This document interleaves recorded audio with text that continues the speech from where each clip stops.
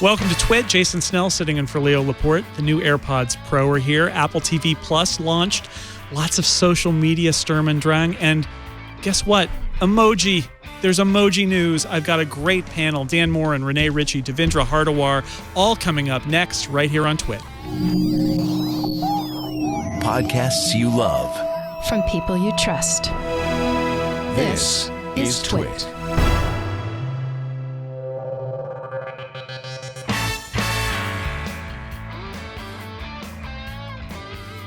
This is Twit, episode 743, recorded November 3rd, 2019. Lying is bad is a lie. This Week in Tech is brought to you by LastPass, a personal password manager and identity solution for businesses all in one.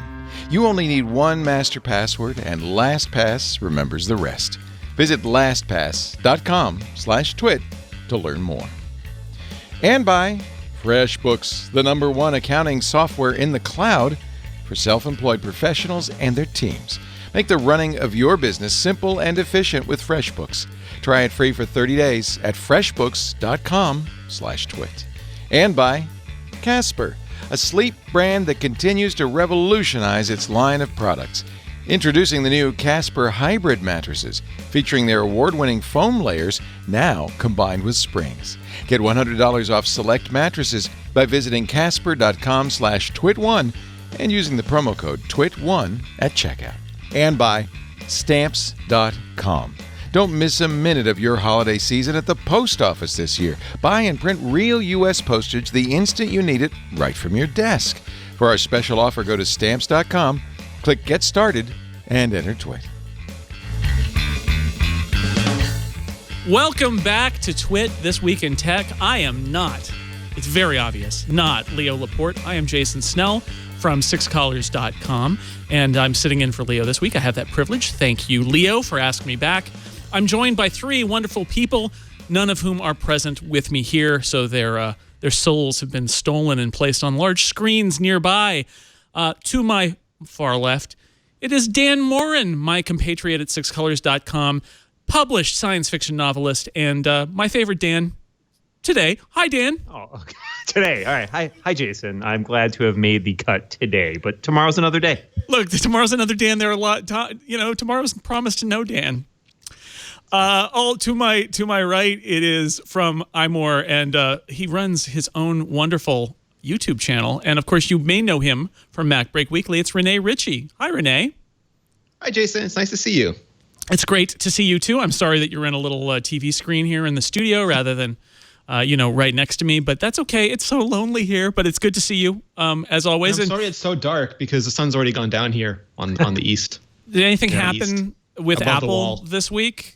Yeah, maybe. Here and there. Maybe. We'll see. We'll talk a little bit about that, but we got lots of stuff. And joining me, one of my favorite guests on a podcast I used to do called Download, and I'm glad to have him here on Twit. I asked for him personally. It is Devindra Hardawar. God, it's been too long. I'm out of practice now. It's Devindra Hardawar from Engadget in the flesh in a TV screen for me. Hello. Hello. Thank you for having me. I'm looking forward to chatting with all you folks. Yeah, and we got some entertainment related things too. And I know that you in your spare time you also do some entertainment podcasting. So we're gonna the tech world, the entertainment world, they're all jamming together now. It's a mess. You get your peanut butter and your chocolate and your peanut butter. It's delicious. It happens. It's awesome. Happy Halloween. But let's start not about tech and not about Apple and not about tech and streaming colliding. Let's start about the smart home. Smart home, some news this week that I think it's worth talking about. Google bought Fitbit. I mean, that's the short version of it. Google wrote a big check, bought Fitbit.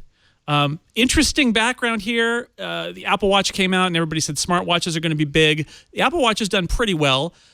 Android Wear, not so much. Samsung's doing its thing. But you know who's been doing really well with wearables on your wrist all along? It's Fitbit. I know a lot of people who say, I don't even have an Apple Watch. I have a Fitbit and I love it. And it's done really well. Well, here we are. Well. Google is buying Fitbit.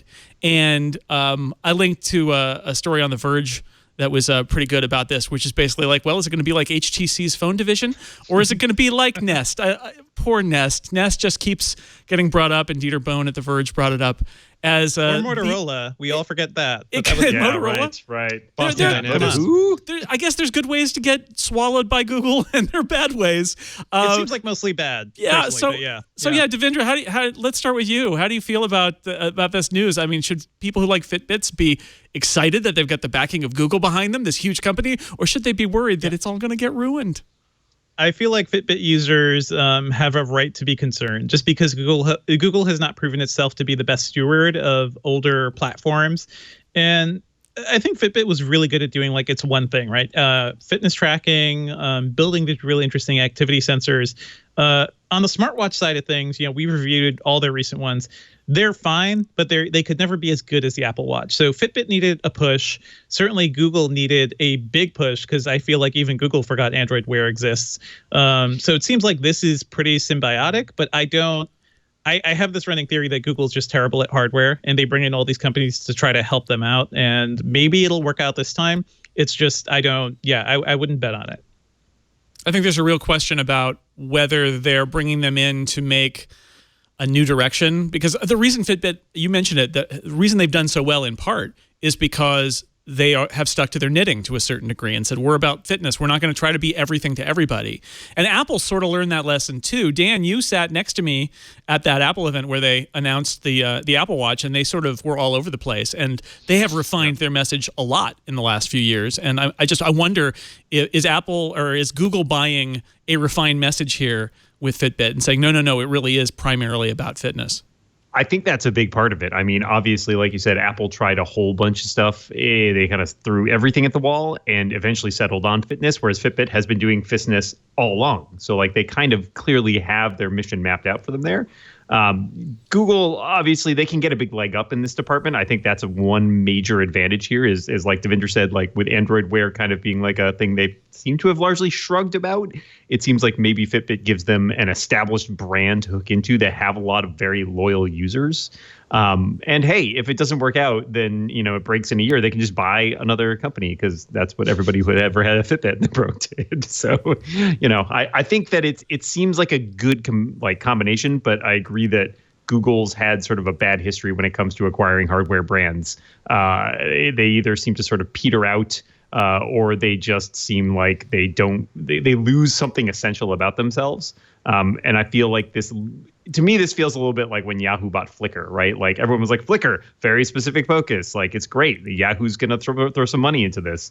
And at the end of the day, Yahoo really could not figure out what to do with Flickr. And I worry that Google will have the same approach to Fitbit. Renee, what do you think about this? I'm going to push back a bit. I think Fitbit was beloved and people who had them really loved them, but I don't think they were particularly successful. I think that was part of the reason they sold. It's just really hard to be an independent hardware company. And they ended up going for not even 2 times their valuation, which is not a very good number for them. And we saw that with Eero and Amazon. And we've seen that with a bunch of companies that tried to make it on their own. And I agree with Devendra completely. Google has not really proven themselves with hardware. They have a super successful software operating system with Android, but they've never managed to make it work with tablets, not with smartwatches. They folded their Pixel Slate division. Pixels have tremendous algorithms, but the hardware has always been pretty commodity, and it's never sold particularly well. And my guess is that the thing that people love about Fitbit is Fitbit itself, and just moving that hardware over to Google and having them make some hybrid of Wear OS and Fitbit, which is just going to plug all that data into Google. And I think that's actually what they bought. I think they see the potential for health, and they see just how much health data you can accumulate, and they don't have a successful harvesting tool for that. And I think they're hoping that if they can plug everything about Fitbit into Google's complex, they'll be able to get all that healthcare data, which is also why I don't think they're particularly nervous about people like the offered, you can delete your data from Fitbit if you don't trust us. I think they're looking forward to all the data they can collect going forward. Mm-hmm, mm-hmm. And Renee, you're absolutely right. I don't think Fitbit would have survived on its own for like another year or two. Like that's a company, it is so tough to be a tiny hardware company, and it's hard to compete with whatever Apple's doing. Like at this point, the Apple Watch can save lives, because of the fall detection and the heart rate monitoring. And like, these are things that Fitbit can never really do on its own at this point. And the silicon is so hard. Like we've seen Qualcomm Qualcomm has to make money on every chipset they make, and they can do that in phones because there's so many, but there's just no platform for selling watch silicon. So their first chip was a rehashed old phone chip. Second one was that chip rehashed with a coprocessor, and they're trying to do another one. And meanwhile, Apple is sticking systems and packages in our ears, and that's going to be a hard thing to compete with. There's something in your ear right now, too. Renee, well, it seems careful. like Google has the cash injection that they might need for that, right? Like, in a perfect world, Google shovels them a bunch of money, and that allows them to sort of build out a lot of the processes they couldn't do as a small hardware company. But at the same time, we all know that in the ideal world, obviously doesn't play out that way a lot of times, because you don't know how to deal with all this money you have, and you have to build these systems from scratch, which is the kind of problem Fitbit's running into. I mean, Apple built its stuff from scratch, but it did so over the process of many, many years of sort of laying all the groundwork. And obviously, that's not something that they can necessarily just flip a switch on. Personally, I think that Fitbit was such a good steward of Pebble that they deserve whatever they get. Yeah. I mean, talk about independent hardware companies having a hard time. Pebble was the first one I thought of, and of course, Fitbit ended up buying out Pebble. I think there is a really interesting distinction between being a successful business and gaining traction with an audience. And I feel like the reason that I mentioned Fitbit positively is not necessarily because they weren't burning money and seeking an exit, but because I see a lot of those products being used, and I talk to people who love them, and I think it's interesting because when everybody in the industry started running in the same direction, which is the direction of the Apple Watch, that's where Android Wear went, that's where Samsung took its wearable, its watches and stuff too.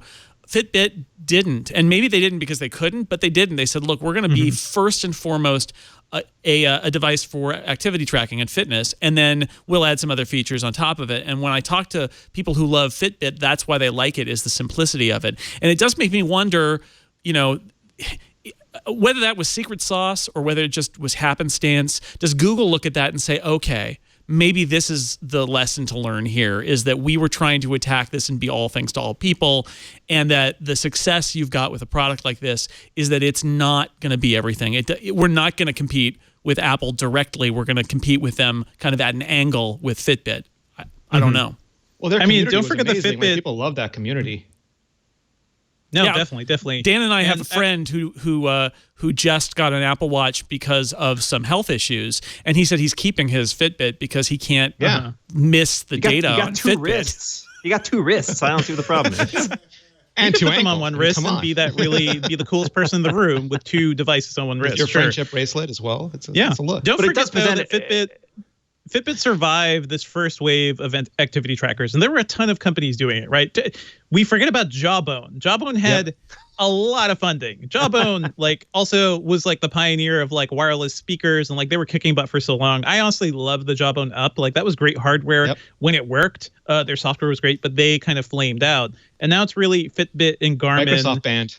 Yeah, and Microsoft Band. A lot of things flamed out. Fitbit was the last independent company left standing, and now maybe Google can have them continue to focus, but I feel like Google has not done much of a health device push on its own too. So I'd expect something more interesting than just another activity tracker from them. Yeah, well, it seems like the big advantage there would potentially be integration, right? Which is what Apple has going for it with the Apple Watch, right? It's so tightly tied into iOS, all your notifications, all the interactions you can do with it. The fact that you can unlock your Mac, you can authorize stuff on your Mac now, that's all a huge advantage. And that plays straight into Apple's strengths, which are these integrations of hardware, software, and services.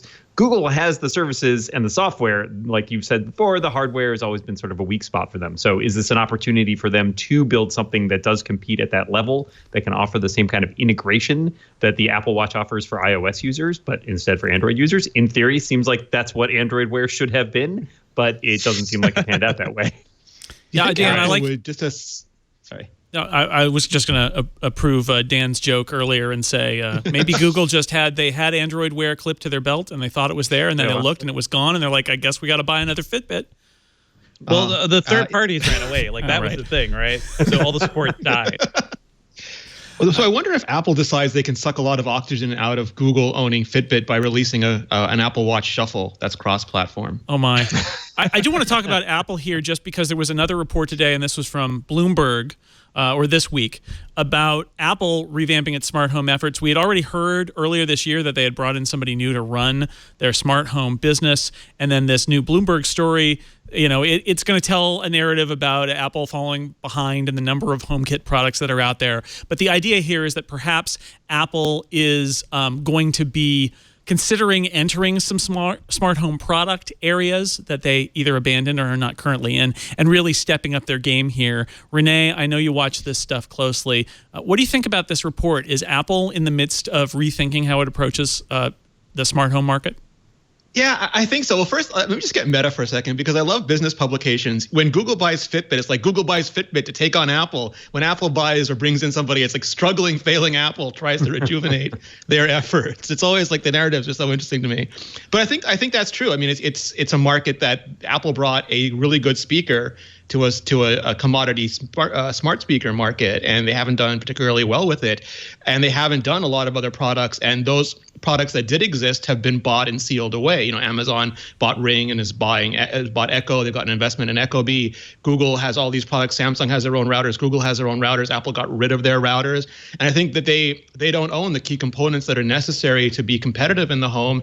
And the components that were really, really good have all been bought. And a lot of them mysteriously have not delivered on the HomeKit functionality they promised before they were bought. And I think that ends up being a big problem at the end of the day.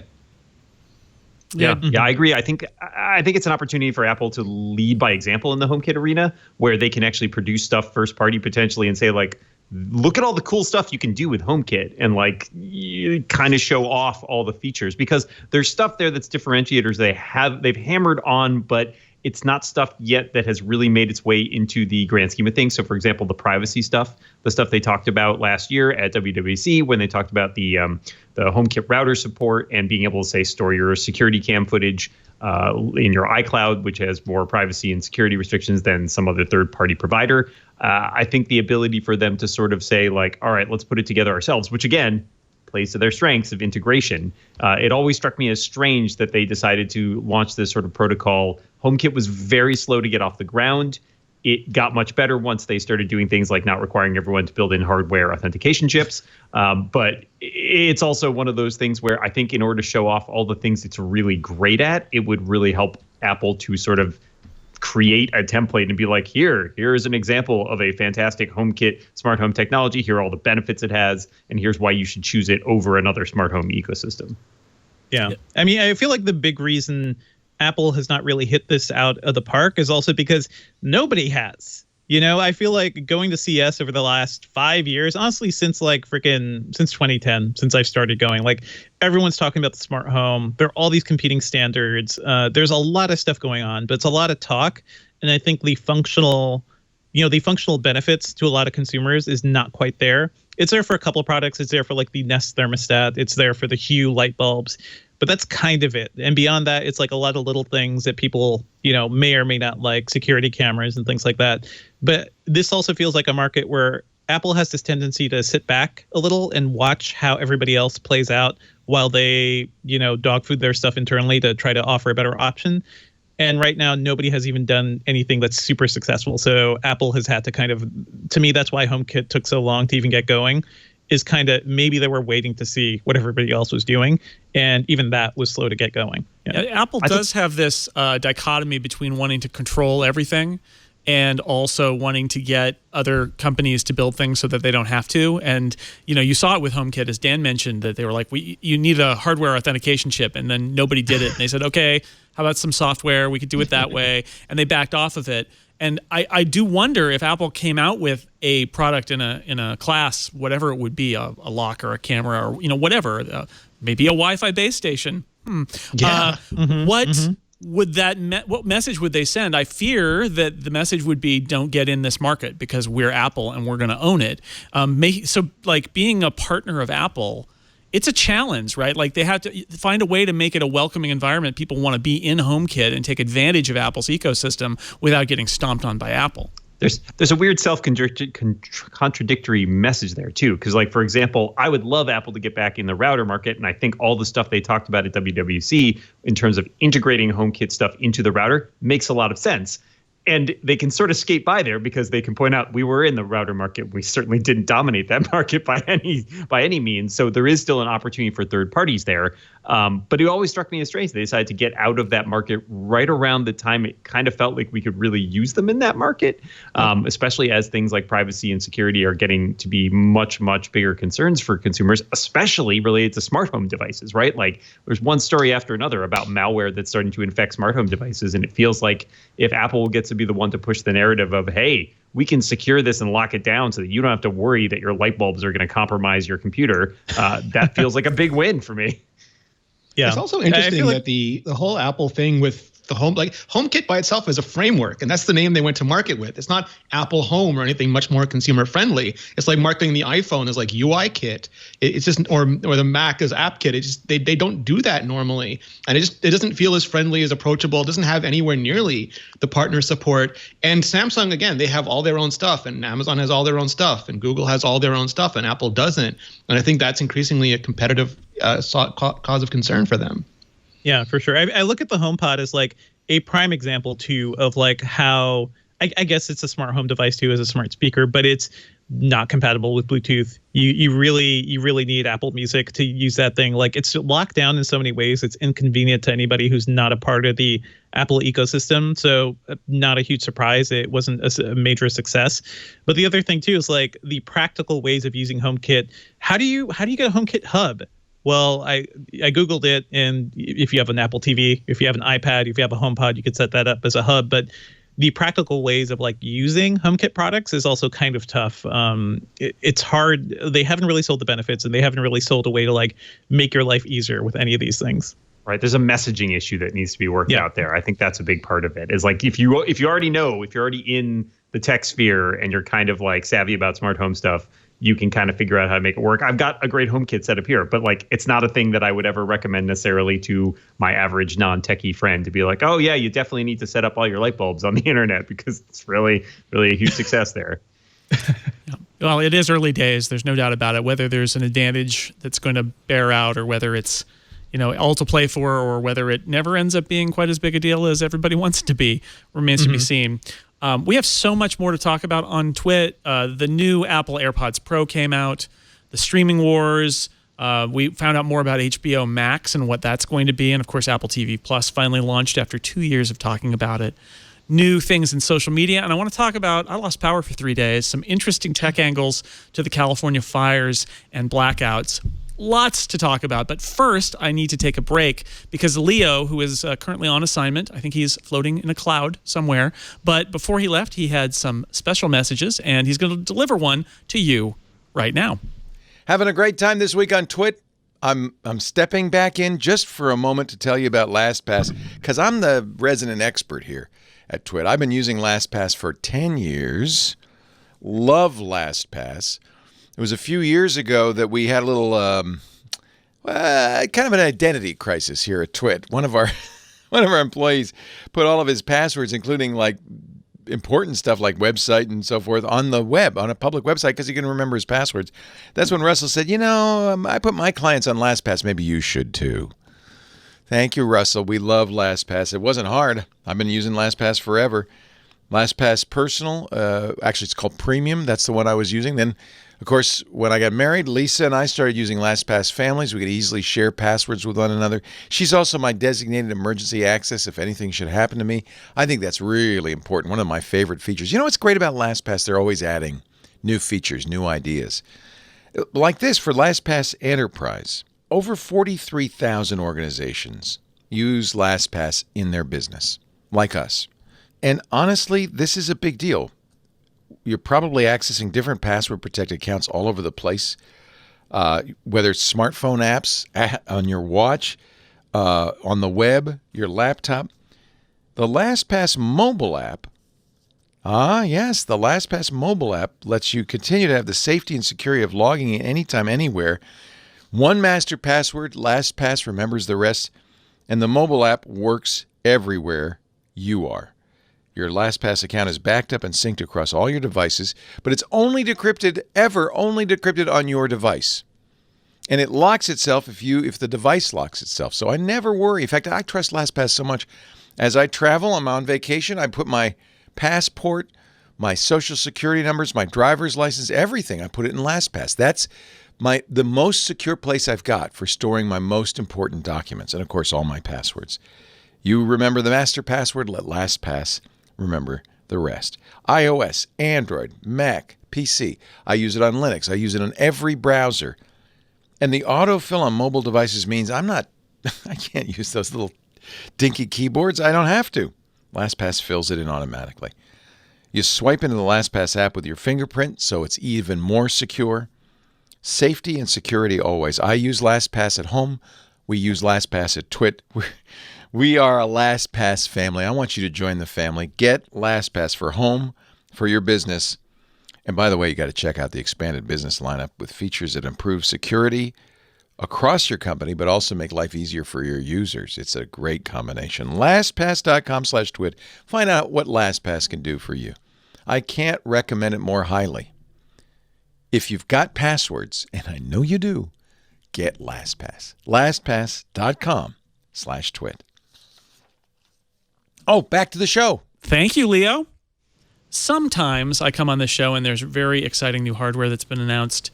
New computers, new phones. Leo often has a brand new phone that is the latest in his weekly purchases of smartphones. I think he's got a subscription plan. Just every smartphone comes to Leo's house. It's very nice.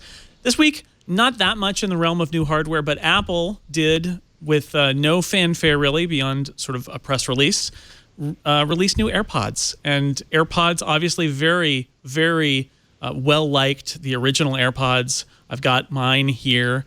And this time we got AirPods Pro. How do you make professional Pro, whatever that means, headphones? Well, let me show you what's going on here. So these are new. They're noise canceling. They're in-ear. They've got silicone tips. Let me show for people watching the video.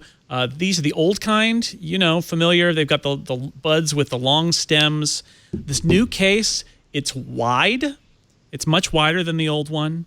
And inside are buds that are larger because they've got the silicone tips, and they've got smaller stems, and they've got a new feature, which is instead of kind of whacking the side of your head in order to go to the next track or the previous track, you actually squeeze a little area on the stem itself, and that's the thing that will advance you forward or back. There's actually a little force-sensitive area, and you squeeze it. And if you squeeze and hold, you can turn on something called transparency mode, which is a pass-through mode, or full-on noise cancellation, as much as any earbuds can be noise canceling because they're not completely covering your ears. So I know that two members of my panel joined me in having a pair of these AirPods Pro.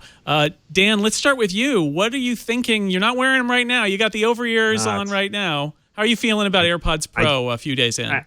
I do have them here. I'm struggling a little bit, and that's mainly because I'm not a person who likes earbuds or in-ear headphones that much. I usually prefer over-ear headphones, and some of it is struggling with just the fit for me.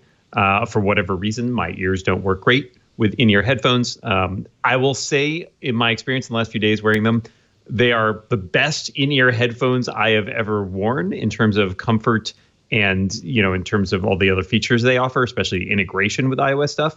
But fundamentally, where they fell down for me is still just being silicone-tipped in-ear headphones that I have trouble getting a good seal in one of my ears, and I've tried the whole switching the different tips which they allow, but I always feel like I'm worried one of them's going to fall out, or I don't have a really good sound in one ear, and so that's the biggest problem. I really want to love them because all the features that I use, I really kind of are delightful. So, for example, the fact that it pauses when you take your earbud out, which obviously the original AirPods did as well. I really like the force sensor. I think it's satisfying haptic style control.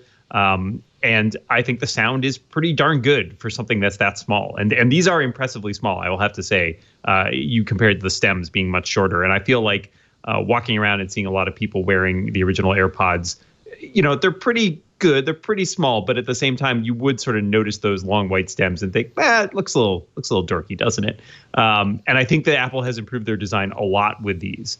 But at the end of the day, I'm just a little worried that I will not find them comfortable enough to replace the other headphones that I tend to wear all the time. And can I then justify a $250 purchase for something that I'll only be kind of on. So I think that's where I'm struggling. I've worn them a bunch in the last couple days, walked around town with them, tried them in a coffee shop. The noise canceling stuff is great.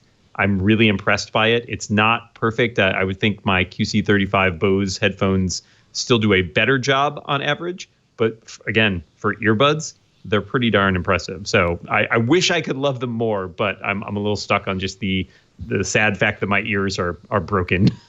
Yeah, you're hearing it wrong, Dan. Apparently. Renee, what's your take? You're wearing them right now, aren't you? Yeah, I mean, I have a similar issue with Dan, is that my ears have been grappled into mushy oblivion. And the previous AirPods, the left one would stay in pretty much most of the time, but the right one I always had issues with. These, I can get both of them to stay in. I did the test and it said it was fine on the medium, but they didn't stay in that well. So I switched to the small and they're staying in way better. So that I really like about them. I haven't been a huge fan of noise canceling before. I did have the Bose, the original Bose in-ear, and I've had a variety of over-the-ear. I even have the new Beats Solo Pro on-ear, and I find those just a little bit claustrophobic. Like, it shuts out too much of the world, and I just love the sleekness of AirPods. So this, to me, they have all the convenience. Like, it's just so easy to pair, so easy to switch, so easy to control. All of that from the original AirPods, plus the advantage of noise cancellation when I really want or need it, which is like being on a plane or being on a train, or just, we've had really bad winds, like 106-kilometer-an-hour winds, and it shakes the whole place. It was super noisy, and I put these in, no music, no video, nothing, and it just took all of that out. And it probably wouldn't help me see the cars come flying at the windows, but it did help me sort of relax and get the work done that I needed to. So still no colors, which I think is a bit of a bummer, because those were rumored as well. And there's still like one or two other little things. And people who are high-end audiophiles or golden ears will tell you maybe they don't sound as good as the Sony, or they don't sound as good as the cans that you put over your ears. But I don't have anywhere nearly that quality of hearing. So to me, they're really great. Yeah, I'm an in-ear headphone guy, so I've never liked the over-ear headphones. And I did actually buy, for various reasons, a pair of Sony noise-canceling headphones last year to wear on various plane rides. And they were fine, but I look at these and I think, if these can get me what I got out of those Sonys, or even close, even if they don't sound as good, even if they don't block out as much sound. One of the things that Apple made a big deal about is that they have a vent system in them, so that they're not going to kind of have lead to sort of pressure imbalances, which was my problem with my old in-ear headphones, is that I would take them on flights and the pressure imbalance would give me like headaches and things like that, very bad. And so I'm intrigued by this, and I want to try them out on a plane, quite frankly, but and I regret buying those Sony noise canceling headphones now, because I really don't like the over-ear headphones. So for me, as somebody who likes sticking these earbuds in your ear canal, it works pretty well for me. Although, again, it's not a custom fit, which I'm actually more accustomed to. It is nice that, although Apple, of course, reinvented the connector, of course they did. It is a connector that presumably will be knocked off by almost everybody. And so if you don't like the 3 different sizes of tips that Apple keeps in the box, includes in the box with the AirPods Pro, you can go out probably within days, if not then soon. And there will probably be some other options from third parties, because everybody will knock it off. And maybe you can find a perfect fit. But do you think there'll be MFI? Yeah, sure. I don't think there's going to be a licensing program for it. I think you're going to have to seek the gray market. It's really interesting. So, Devendra, I know you haven't had a chance to play with these. It is interesting. They're bringing these in above the existing AirPods, which aren't going away. It costs $50 more than the regular AirPods with the Qi charging case. These are, $250 pair of earbuds. They're not cheap, but at the same time, the AirPods have done incredibly well. So, what do you think is going to happen with these? Are they going to be a hit like that was? I see a lot of people complaining about that premium. And honestly, I don't think the $200 AirPods, I don't know if we've ever gotten broken down sales, because $40 more than the $160 standard AirPods with the normal case, it doesn't seem worth it for the Qi charging, just because Qi is slow and honestly less convenient. So that never really seemed like a good bet for me. The AirPods were kind of standouts because they were one of the first wireless buds to kind of do that thing well, sound decent, have good reception, not have the pairing issues as others have had. I personally haven't been a huge fan. I feel like talking about weird ears, I think my ears are just so funky because I can't hold any AirPods in my head for too long. If I move my head, if I shake a little, they come flying out. So I'm very happy. There's finally another option with the silicone tips that will presumably stay in place more. We should talk about some of the competitors. And I feel like you guys mentioned the Sony cans, which I really love. Those are fantastic. But they did also just release earbuds too, the WF-1000XM3s. And those come in at $230. Those things sound like miracle earbuds to me. Like they sound as good as high quality in-earbuds, and the noise canceling isn't as good as the over-the-ear version, but it's still pretty good. The only downside is that those are much bigger than the AirPods. They don't look as sleek, but yeah, I think if somebody's really concerned about quality, maybe wants better noise canceling, those seem like a solid option, and those are $230 too. So, Apple's pricing does seem a little much, given that the best competition out there right now is coming in much lower. I look at that and I think, wow, only $20 more for the Apple product. That shows some restraint on Apple's part. Because usually you got to round up even further when you're looking at the Apple product there. And yeah, in-ear earbuds are never going to be the same as the cans. I think it's interesting to see the competition here. I think it's funny. Apple has done really well with the AirPods, despite I don't think anyone would say that they have the highest quality sound, right? That's never been a thing for them. And it's funny, all of you have mentioned the shape of the ears. Something that Apple mentioned to me when I was talking to them about this that I haven't heard a lot of discussion of. And they didn't go too far down this path, but I read some things into it that I think are interesting, which is that they did, for the original EarPods, which then got turned into the AirPod shape, but they're basically the same as the wired headphones that they made. They had a base of ears that they measured in order to kind of come up with a universal fit, quote unquote, for their earbuds.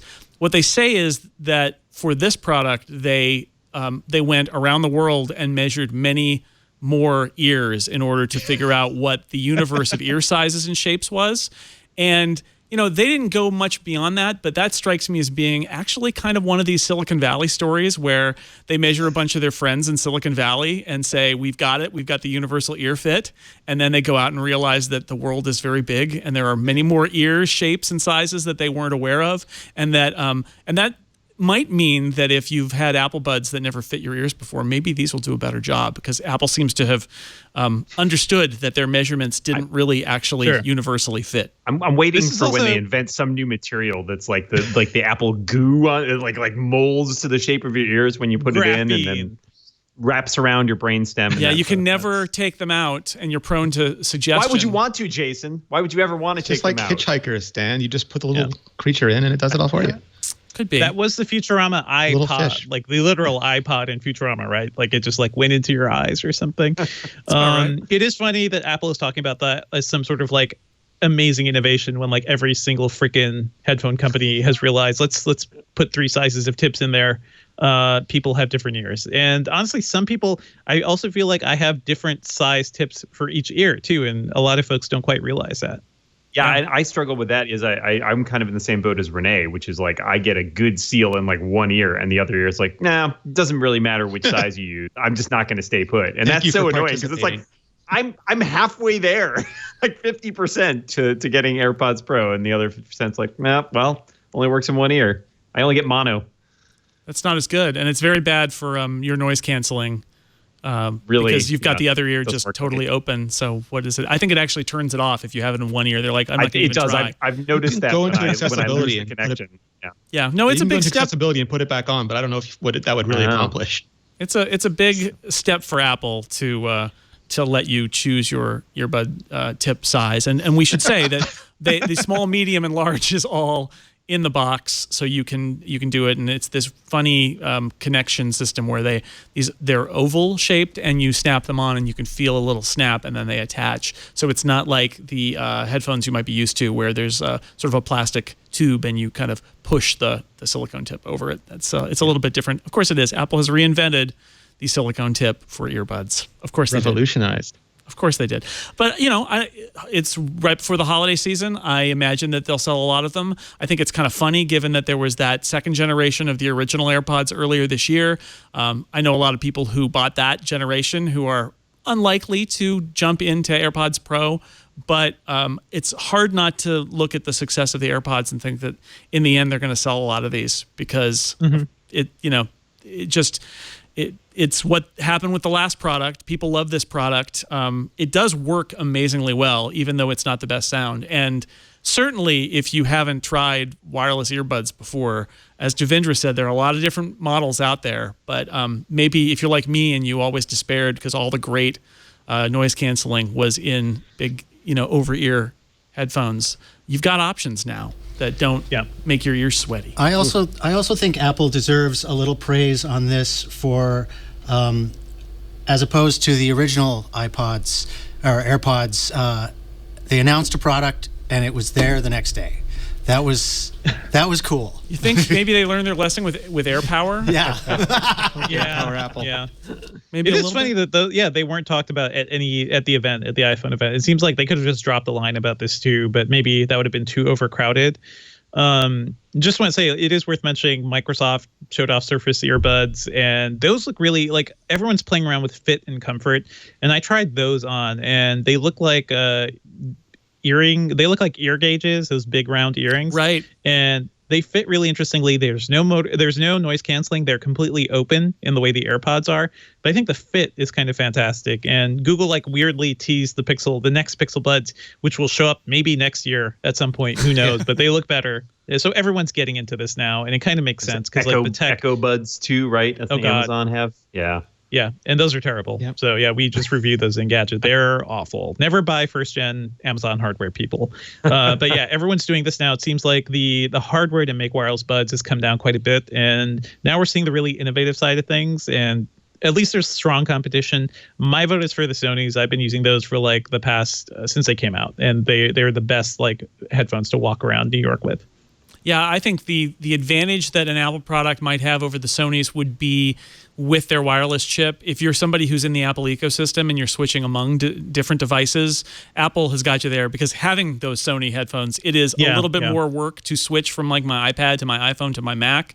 And Apple will do that really well if you're using all Apple products. So that's, but if you're not, that's how they get you. It's not an advantage. Yeah. That's so sneaky. That is how they get you. It's a 10-core chip and a system in package in your ear. Yeah. And I just hope or wonder if they have a plan for the future where we have sort of much more going on in these things than we can currently do with them now. It would not surprise me if this is. We can have an argument about what augmented reality is and what it isn't, but I think once you're building devices that are intercepting sound and modifying it and passing it through to your ear, you are kind of already augmenting reality at that point, and what you do with that in the long run could be really interesting. I have to say that the using the Siri part of the AirPods, and again, I didn't have the original AirPods, so this was sort of the first time for me, but having them in, especially with the noise canceling on, and you just start talking to Siri, and I found in most cases it worked surprisingly well, but it was kind of interesting to just be walking around and have, I think it's the closest you can get to having a Jarvis from the Iron Man kind of just hey, you know what, Siri? I want to listen to this song. And it's here you go. And I was this is super weird. And they have that new feature as well where you can turn it off if you don't like it. But if somebody sends you a text, it doesn't even ask you. It just tells you who sent you a text and what the text says. It just tells you. Kind of cool. Integrating. It's strange, but yeah. They're finally integrating better too. I say put on Avengers Endgame on my Apple TV, and the TV turns on and it starts playing, and I'm just walking around with AirPods. It's getting better. I assume it's always on for you, Renee, isn't that? Yeah, that's right. It plays in a permanent Infinity loop. War. I just loop in Endgame once in a while. Yeah. Speaking of streaming media, I have been telling people about the fact that Apple hired some executives from Sony Pictures Entertainment and Sony TV more than 2 years ago, to make shows that were not Carpool Karaoke and Planet of the Apps. And for 2 years, people have said, but I don't see any of those shows. What's going on? On Friday, Apple TV Plus launched, and we actually got to see what Apple is doing in the world of TV. Apple is now a TV streaming service, and I want to talk about it, and I want to talk about what AT&T is doing. But before we do any of that, I want to give Leo a chance to return from his exile once again momentarily and tell you about something very cool. Hey, I don't want to interrupt, but I have to. because I am a FreshBooks customer. I wanted to tell you about FreshBooks. It is the number one accounting software in the cloud. Way back when in 2004, we used to go to Canada to do call for help. I hated invoicing. Who does? Who does love invoicing? Nobody does. I didn't. It's horrible. But you have to do it or you don't get paid. I just put it off. I was always whining about it. Amber told me about this brand new company in Toronto, FreshBooks, that had just started up. I started using it, changed my life. It made it easy to do invoicing. But the thing about it, with FreshBooks, you're not just really doing invoicing. It's an accounting solution with no extra effort on your part. You can automate everything, invoicing, organizing expenses. You can even use the FreshBooks app to take a picture of the expense and put it in an invoice or just keep track of it. It'll automatically download expenses from your bank account. You can track time and hours. Hit the website, hit the button, and it starts recording. You have different prices for different projects, even with the same client. Phone also, you can track hours. That's fantastic. Goes right into the invoice. Follow up with clients, it's easy. It's in the app as well as on the website. In fact, it's all in there, so it makes it so easy to run your business from anywhere. FreshBooks is always getting better, always finding new ways to make your experience better. They have now the option to access FreshBooks using Google Sign-In, which is nice because that also means you have multi-factor authentication. That's, as you know, I'm saying everybody needs to turn it on. It enhances security, and you can limit or even revoke data access to third-party sites and apps, so your control is much better. It's like basically hiring a security force to stand guard over your private information. Simplicity and security. It doesn't get any better than that. If you've already got FreshBooks running and you have a Google account, you can log in using the Google Sign-In one-click process, which is so great. It just pops up an approval on your phone and says, you approve this login? Yeah, that's me. If you're a small business using a Google account and you want to sign up for FreshBooks, it's that easy. It's one click, boom, and you're there. Now, what's stopping you? FreshBooks, it's awesome. Used and trusted by small business owners all over the world, 120 countries. Great customer support from their team in Toronto. The actual people at the office. You get phone, live, chat, email. You can get a response to your questions. Make it easier to run your business. Make it more efficient with FreshBooks. Go to freshbooks.com/twit. Put This Week in Tech in the How Did You Hear About Us section, and you'll get 30 days free. You can try all of those features, the Google Single Sign-On, the FreshBooks app. I think you're going to love it. It sure changed my life. FreshBooks. I wouldn't be the man I am today without FreshBooks. Freshbooks.com/twit. And don't forget to put This Week in Tech in so you get your 30 days free. Now back to the show. All right. This week, Apple joined Amazon, Netflix, in the realm of being an entertainment provider on their own with Apple original programming on the new Apple TV Plus service, which debuted November 1st. Free if you bought a qualifying Apple hardware product in the last couple of months, and for a year, and $4.99 a month for everyone else. Launching, okay, I'm going to say it. This is whoever the marketing genius who came up with this one, they get a cookie. Apple is boasting that this service is the world's first originals-only streaming service. What that means is they didn't buy any catalog content. There's nothing back derivative catalog here, Chase. There's no sitcoms or no repeats or detective shows from the 70s or anything that you've seen before. It's only a handful of shows that were made specifically for Apple TV Plus, and there is an argument to be made that with such a limited supply of programming, it's kind of hard for Apple to make the case that this service is worth buying. Then again, if you bought any Apple hardware in the last couple of months, guess what? You can get it for a year for free instead of having to pay $4.99 a month. So the service is out. The shows are out. They're not doing a weekly release or a binge drop. They're doing a hybrid where they've released, I think, 3 episodes of a lot of shows. Some things they've dropped a whole season, but they are going to do weekly releases of their top-line shows from this point. So rather than doing the Netflix thing, quite honestly, they don't have enough shows, right? They would drop them all and then they would go away for several months and nothing would happen on the service. So instead, they're doing weekly releases after, in the case of things like C and The Morning Show and For All Mankind, dropping 3 episodes on day 1. So we can talk about this from a strategy perspective. If you've seen the shows, we could talk about whether the shows are any good or not. I'm going to bet that they're better than Planet of the Apps. But beyond that, I don't know. Dan, what have you seen of Apple TV Plus?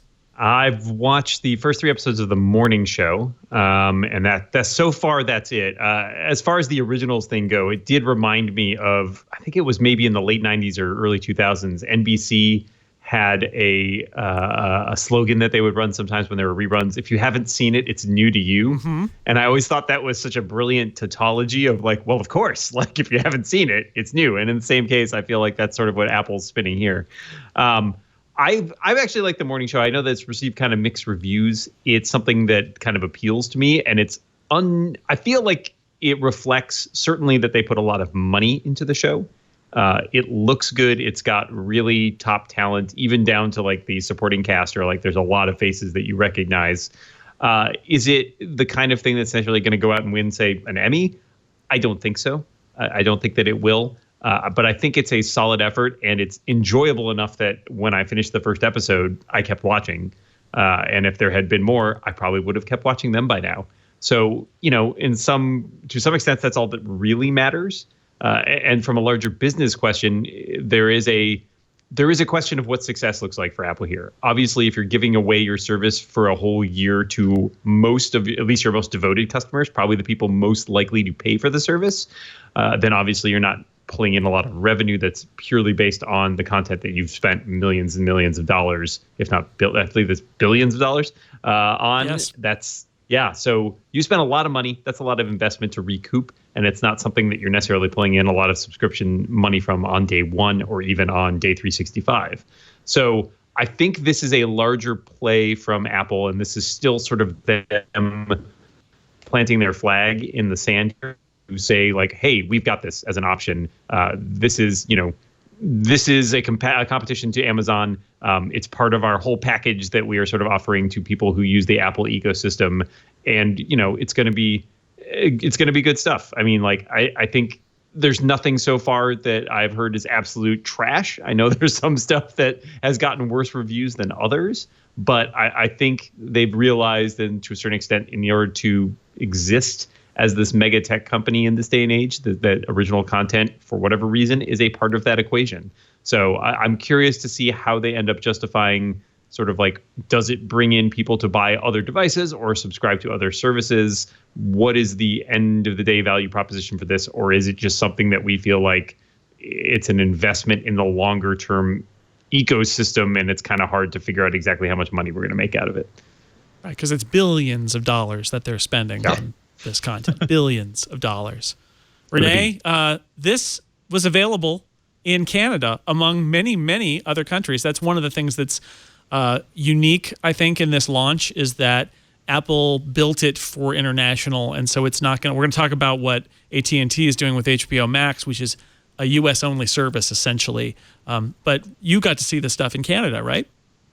Yeah, I mean, there are services that have fairly good, like Netflix has built out fairly good international representation, but because it is so, like, the licensing model is so fragmented and it's filled with these little different fiefdoms, you don't have the same catalogs globally, and it's incredibly frustrating.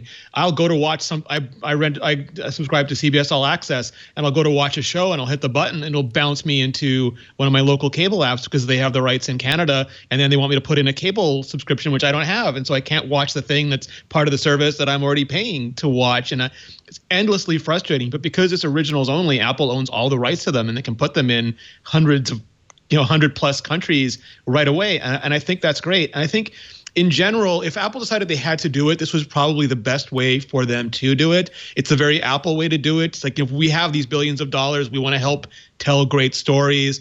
Let's go out and let's just tell the best stories. Like, we don't make 4 phones a year the way OnePlus does. We have our shot of phones all at one time. They're just making a few series all at once, and they're going to be top-notch series. I mean, the morning show isn't the newsroom, and C is not Game of Thrones by any means. They started off with good ingredients that weren't stirred very well. They got better over the episodes. And to Dan's point, like, I would have just kept watching the morning show if all the episodes had been available, and I would have just kept watching, see if all the episodes had been there. And I get why they're not, because there's a free week trial, and you could probably get through all of the content and then cancel immediately if you did that. But it's good enough, and it's getting better with the opening salvo that I'm curious to see. And I don't know if they necessarily have to make a lot of money here. I think they just have to get their platform going and then use it to, again, increase the value of the overall Apple ecosystem for people. Devendra, what do you think? I know you care about TV and film. What do you think about what Apple's doing here? I do, and I've been following this closely, and I was really excited to see like what would Apple do differently. And it turns out, kind of nothing. Like my review title is Apple TV Plus is fine, and it is. Like none of the shows are terrible.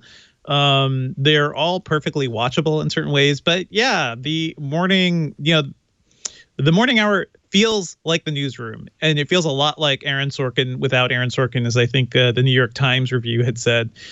A lot of all these shows in many ways feel like things we've seen before, and it seems like, at least right now, Apple is taking kind of the Netflix approach to some of their content, where it's like, well, this is okay. I guess I'll watch this because it's on a service. To what Dan was saying, I think this is the opening salvo, and I feel like launching this thing in 100 countries, that's pretty impressive, because Disney Plus is only, I think, going to be available in a couple once it launches in November or later this month. Yeah. So the scale of what Apple did is impressive, showing that they could produce a streaming platform. I mean, we knew they could deliver the stuff because of iTunes, and people have been buying that stuff for a while, but showing that they could produce original content, it's more like they prove that they can do it. I'm interested to see where they go from here, especially like that M. Night Shyamalan show coming up soon. They talked about some content coming into next year too. Nothing seems incredible. Nothing seems like, oh man, I really have to subscribe to this. It does seem like, oh, this is a nice benefit because I'm an Apple customer, because I just bought an iPhone or an iPad or something. I don't think they're doing this for subscription money at all, and that's why it costs $5 for sure. Yeah, I wonder about... It's tough too. Go ahead, Dan. Mm-hmm. I just want to say it's tough too because they've also not done the thing that a lot of the other competitors have done, where it's like, let's license large existing IP or own existing IP, right? Disney gets to roll out all its Marvel and Star Wars shows, and that's a huge way to bring people in. And, Netflix obviously had its Marvel shows back in the day and got to use that to sort of bolster its original, like early on. I don't see Apple deciding it wants to play in that pool, certainly not from corporate partners that are that large. It seems to be a very Apple way of focusing on let's kind of do this ourselves, stem to stern. And I think that presents potential challenges for them. And in terms of them building up their repertoire, I think it's still possible that, a show that comes out next year from them could pick up enough buzz to be the show that drives people to the network, right? The water cooler show. I think that's kind of what they're in search of. Is there not necessarily Game of Thrones in genre, but Game of Thrones, i.e. the show everyone is talking about when it goes on every week? That is what they would like. I just don't think they've necessarily figured out what show that is yet. It does feel a little bit like these shows were created in a lab. Oh, yeah. They're trying to find that. They're trying to strike gold. And I get that, but I wonder if you're actually never going to do that. If you're trying for the big hit, what you need to do is find some people who are on the verge of superstardom as a writer, as an actor, and they have a great idea, and it's going to bubble beneath the surface, and there are not going to be 1,000 stories in the Hollywood Reporter about it, but it will be the thing that ends up breaking through. Just like with Game of Thrones, other than people who had read those books, nobody knew anything about it, and the showrunners had never done anything before, and it became the biggest TV show ever. These all feel like, let's go to Reese Witherspoon and Jennifer Aniston and craft something like The Newsroom, or let's spend a lot of money on a high concept thing kind of like Game of Thrones, and it gives you C, and we'll put Jason Momoa in it, and okay, great, but they're coming out of the lab. Are they really going to be able to just look? If you could make Game of Thrones in the lab, there would be 100 Game of Throneses, and there's only one. And for all mankind, as much as I like that, it is let's get Ron Moore to do a space show because we liked Battlestar Galactica, and it's a little bit different, but it's like that. Renee, you were saying. Mm-hmm. No, I was agreeing with you completely, and I think also they managed to get the big stars by, in some ways, greenlighting the vanity projects from their own production companies instead of growing them inside Apple. I mean, it's a good mix of both, and the risk is that not all these vanity projects or these big stars are going to give you the quality of show that you get from a writer-producer like Aaron Sorkin, or you get from lighting fire to the entire world with Game of Thrones. What Apple hasn't done is make a giant deal with a creator like what you've seen elsewhere.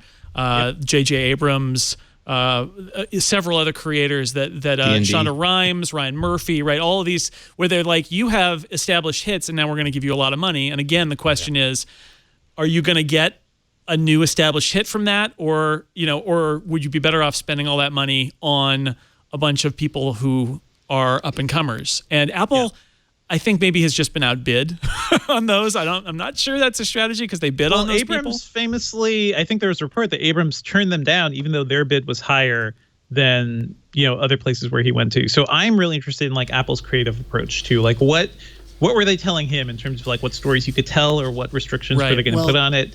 Yeah, and that was a huge. Their bid was double. Warner's. That was. He was a little worried about the film.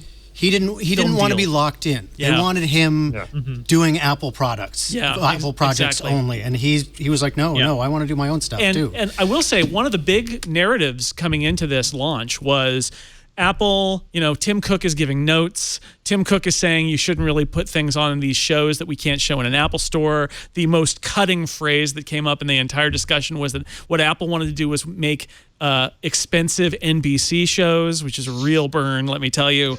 And I got to say, I think that a lot of that came from people who got fired off of shows or were disgruntled in some way. Yes. If you look at the material that's out there, there is no shortage of edgy material in the Apple TV shows. The three main dramas are all TVMA.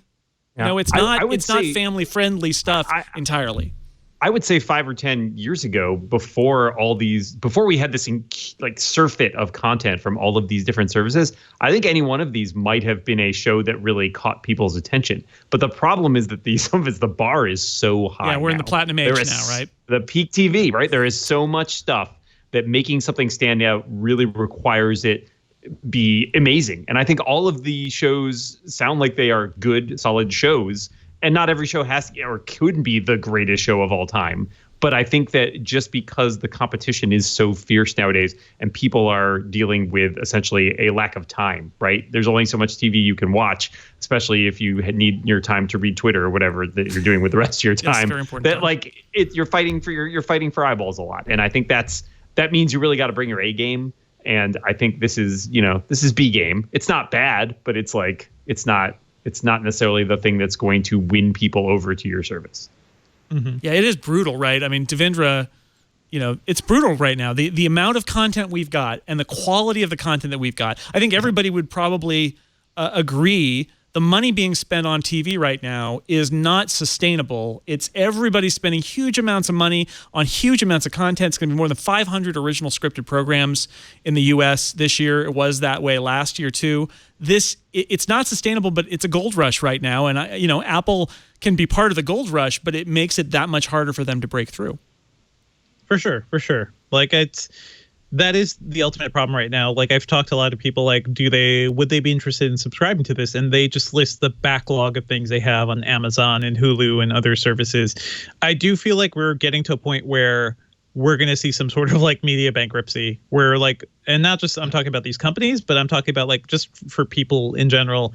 HBO Max had me worried for a while they would be a completely separate thing from like HBO Now and the whole service, but it actually sounds more like this is what HBO is going to evolve into over time. So eventually the network will just become HBO Max, which, okay, I can understand that. Disney Plus, they have that entire backlog of nostalgia to bank on. So that makes sense.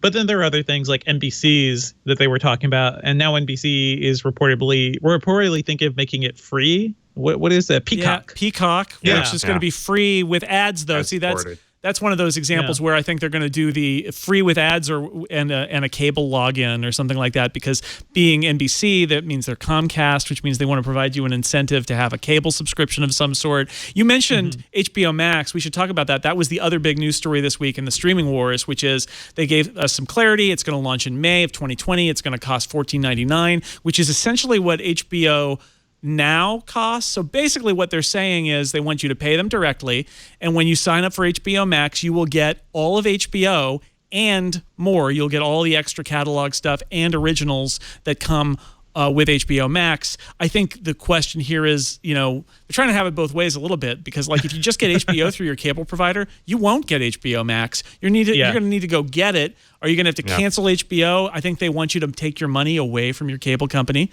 make NBC sad, and move it over to AT&T and pay them directly for HBO Max. It's, you know what? They're putting a lot of money into it. They're giving a lot of thought into the way that they're pricing it and branding it. I know it's a little bit messy, but they've come to play is sort of how I take it. Like, this is they are completely recasting what they're doing with HBO, and they're going all in on this streaming service. And, you know, they're going to be a serious player, I think. The price point thing is so DC interesting because the like you said, it's the same cost as HBO now, but you get a lot of stuff on top of that. It's the only way they can get away with charging essentially what will be, I think, the most expensive streaming service, right? Like, compared to almost all the other ones that are out there. I can't think of another one that Netflix has some expensive plans, but yeah. Yeah, but you got to get into like the multiple screens, et cetera, and all that. But still, like, you know, Disney and Apple are both playing in sort of the $5 to $7 range. You know, Hulu's in the $7 range, CBS same. And so, I mean, but like, people will already pay $15 for HBO. Right. And if the value proposition is you pay that and you just get more stuff, then I think that actually wins for them. And like you said, since they are now competing against, we have these giant megalithic corporations that are essentially fighting because now they're ISPs and cable providers and content producers. Every bit that AT&T can take away from Comcast is a benefit for it. So I'm still a little confused about it, just because like there's a whole bunch of things where it's like, hey, if you already subscribe to HBO now, you just get HBO Max. I'm like, all right, so I don't have to do anything, like, because I already have that. Is that going to work? Unless you're getting it through your cable company, in which case I'm not. But yeah, you have to. Or you're getting it through. Questions about going through Apple too, right? Or Amazon, where you can buy channels through them too. How does it's a little weird. The part that still confuses me is it feels like Warner's always wanted to have multiple channels. Like, you can get the DC channel and the Harry Potter channel, and then the other Warner channel. And you know, Disney to their credit, you're going to get Marvel, Star Wars, all of their stuff, the Pixar stuff, all in one place. Where I believe Warner's is going to keep going with the DC channel, and they'll have DC properties. Yeah, they'll have different properties on DC Universe, and they'll have DC properties on HBO Max. Yeah, and I'm not clear on it. It may be that the DCU stuff that's on video is also on HBO Max, but it's very strange. And I think this is how Comcast and AT&T do it to you, right? Is that they like cloud your mind, and you don't know what you're getting where, and you pay them 3 different times in 3 different ways. That seems to be their business model almost, is you're confused and you don't know what to pay, and then they just keep taking your money. That's what I just want Doom Patrol and Aquaman on one service, Jason. Is that really so much to ask? You're the only one. Apparently. So Devindra, how do you rate the chances of HBO Max over getting a foothold in this?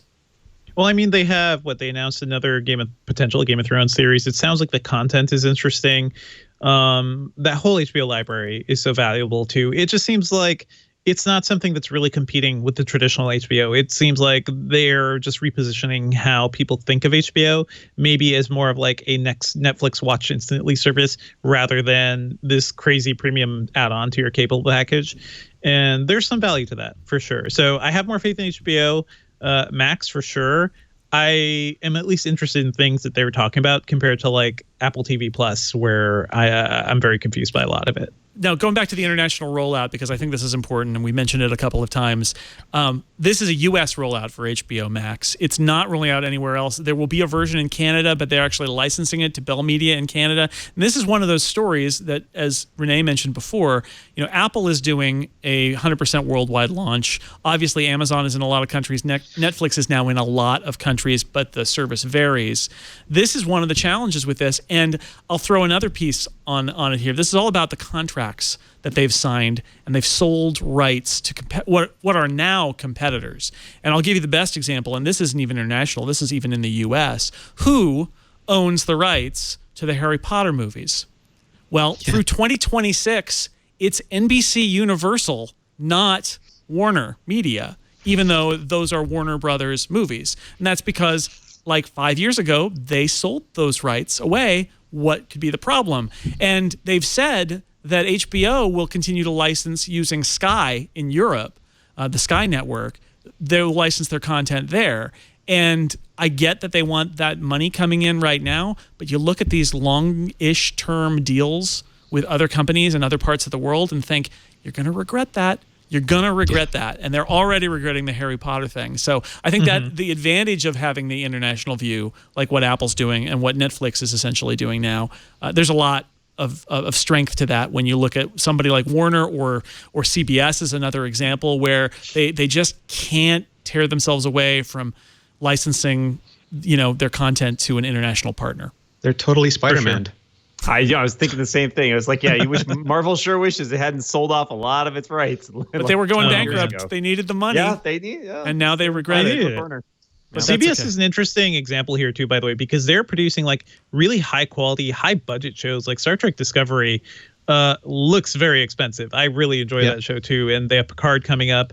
They're doing The Good Fight, which is their like sequel to The Good Wife, which was an amazing show that not many people saw, but ran for a long time on CBS. So like CBS has a lot of quality content. I don't know how they're funding that thing because I don't know how well it's doing subscriber wise, but it is interesting to see them pouring money into this. Disney is certainly pouring a lot into Disney Plus and Apple into Apple TV Plus. So it's fascinating, but I look at Amazon, who is producing so many good shows, and I try to talk to people about like, Mozart in the Jungle, a show that's won Emmys. Yeah, great show. Very few people have seen it. People haven't heard it.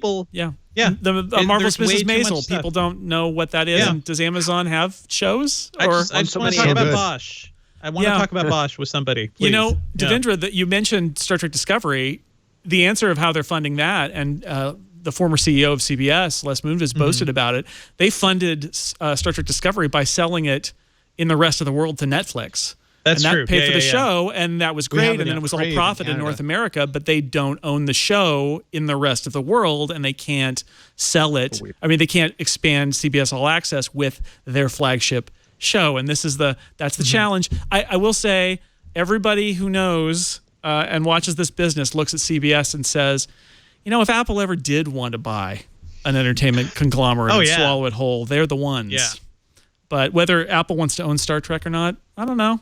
It would be two of my lifelong brand relationships in one place. That's weird. It's weird. Anyway, I don't want to talk about it. We should move on. Let's take a break and let Leo send you a message, and then we will get back with more in just a minute. So I'm on vacation right now. But I came back to do these ads because I sleep on a Casper, and I can tell you right now, I love vacation. But what I miss is home, and most of all, I miss my Casper mattress. Isn't it the best part about vacation? Maybe not the best part, but it's a great part when it's over and you go home and you get to sleep in your own bed. It's so nice, and honestly, traveling the world makes you really appreciate home sweet home. My home sweet home is that much sweeter because of Casper. I love my Casper mattresses. Casper, of course, we've talked about them before. They're an online retailer of premium mattresses, but they're a fraction of the cost because there's no middleman. There's no store marking it up 100%. Casper sells not just mattresses, bedding, bed frames, even a glow light. That's so awesome to help you fall asleep. That I do travel with. Casper has everything you need to create the perfect sleep environment, and sleep is so important. Do not, think, well, I'm unconscious, it doesn't matter. It does. Now, just the other day, I got the new Casper Hybrid mattress. This is part of a new collection from Casper. It combines the pressure relief of their award-winning foam, which I'm a big fan of, but then they add back the durable yet gentle springs. And I have to say, I think this is a really nice mattress because you get absolute comfort, resilient support. It's kind of an elevated lift, which I actually prefer. It gives you active support and durability. So, your bumpy bits are nicely supported. It's very much more comfortable. The spring network keeps the airflow enhanced, which is really nice because you want to sleep cool. That's scientists know that really is the best way to sleep. And then, honestly, the thing I really like, enhanced edge support. It's easier to get out of the bed because it doesn't collapse under your weight. I think that's huge. A firmer perimeter. Everybody ought to have a firmer perimeter, don't you think? I think so. I love my new Casper mattress. It's so soft. It's so comfortable. It's got a firmer perimeter. What more can I say? Casper does free delivery, painless returns in the U.S. and Canada. And the thing is, they know you're not trying it in the store, so they give you, and I think this is the best thing ever, a 100-night risk-free sleep on it trial. If at any time in that 100 nights you don't like it, You call them up, they take it, refund every penny. You don't have to box it up or anything. Yes, they still come, even with the springs, in that really compact box. I love that feature. That's one of my favorite features. And man, is that a good mattress. Get a Casper mattress today. You can save $100 towards select mattresses when you go to Casper, CASPER.com/twit1 and put the promo code TWIT1 in there at checkout. That's a good deal, $100 towards select mattresses. Casper.com/twit1, promo code TWIT1, the number 1 at checkout. Terms and conditions apply. I have to say, I love going on vacation. There's nothing like coming home to your Casper. Casper.com/twit1, and the promo code is TWIT1. Now back to the show. You know, I did a show very much like this on the Relay FM podcast network called Download for about a year. And one of the things that I noticed was every single week we had a story about something terrible that Facebook had done. Devendra, get ready. Here we go. Social media, let's talk about it. Twitter said this week that they have a solution to all of the problems with misleading political ads, verifying whether claims are true or not. Are they foreign governments trying to control elections?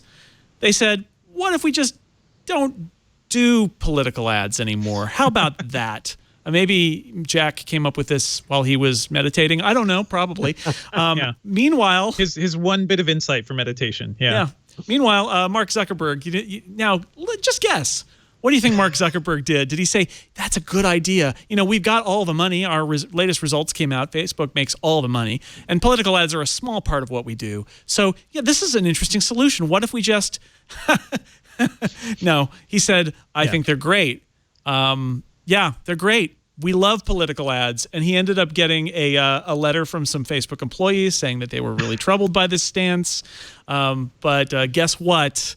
Facebook not going to turn away that sweet, sweet money. And political ads, whether they may be misleading or not, are going to be a part of that. Interesting contrast, though, between Twitter and Facebook and their approach to this, which is kind of like touching on the third rail of regulation in social media. So I want to start with Devendra because I know we've talked about terrible things Facebook's done in the past. Sure. What do you think about this whole issue, Twitter, Facebook, and political ads? Not surprised at all that Zuckerberg is kind of digging in his heels here, because this has been the company's mindset for a while now. Even though, we've pointed to a lot of things related to political advertising and political messaging on Facebook and how they're unprepared to handle it. And, they're unprepared to even just deal with any of that information. I think Twitter's solution is probably the best one, because it's really hard for any of these companies to police these ads, to really verify them. And at the end of the day, the greater harm, I know, on a societal level, is letting bad false information ads out there. At least we know Zuckerberg thinks lying is bad, right? That was his response to AOC. I think lying is bad. That's his big insight. So there you go. He went to Harvard. I mean, he knows things. Man, Man, it's the competition to see who is slightly less of a trash fire in the social media world. And I don't know. The problem with this is going to be, is this going to be like the way that Twitter already sort of moderates, hate speech, which is to say, ineffectually. They can talk a good game about it. And I think I agree with Devendra that it seems like the right approach, but there's a lot of nuance and a lot of question about exactly how this is going to get enforced. And there's also a lot of questions about how do you enforce things that might be ads not from political candidates, but touch upon political issues? What constitutes a political issue? Because lots of stuff is political. I mean, your opinion on encryption could be political if you're paying for an ad on that. There's just a lot of question about enforcement and how exactly they're going to handle that. And I think, I'm not sure, I'm not willing to attribute, Jack Dorsey's motivation here to any sort of altruism or goodness of his heart. I think he probably just wants to avoid having to deal with the problems that Mark Zuckerberg is having to avoid. Make the pain stop. I don't think it's going to work for them. I got to be honest. I think they're just going to find themselves embroiled in a huge controversy over what constitutes a political ad, and they're going to do a bad job of making decisions. There's also an argument to be made that if you say no politics, what you're really saying is if you're somebody who's advocating for something entrenched, if you're a big corporation and you say this is great because it's our company and we're marketing it, if somebody wants to take out an ad and say, no, what this company is doing is bad, that is a political statement. And so that this policy will sort of reinforce the status quo. It's definitely one of the arguments here. I don't ever assume that Facebook is going to do the right thing, although this is a very complicated issue. The problem is Facebook's track record, right? Like, I have a hard time taking Mark Zuckerberg seriously when he says anything at this point, because we have seen time and again that Facebook says one thing and then does another and knows they'll just have to apologize and pay a small fine probably after the fact. And that's not, so it's hard for me to, as we're entering another election cycle here in the U.S., like to believe that this isn't going to continue to be an enormous story and that Facebook is not prepared to deal with it. What if Mark Zuckerberg saying lying is bad was a lie? That's like a whole one truth, one lie. That's impossible because as an android, it would make his head explode. Yes. That's a Captain Kirk logic conundrum that would happen there. By the way, also this week, Facebook launched a tool that you give it your age and gender, and it provides you with preventative healthcare info. What could go wrong with giving more information?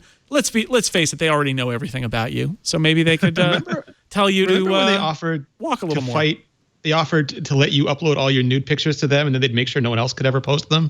These are the kind of ideas that come out of that organization. They're using their brains. It's because they're smart. They're smart.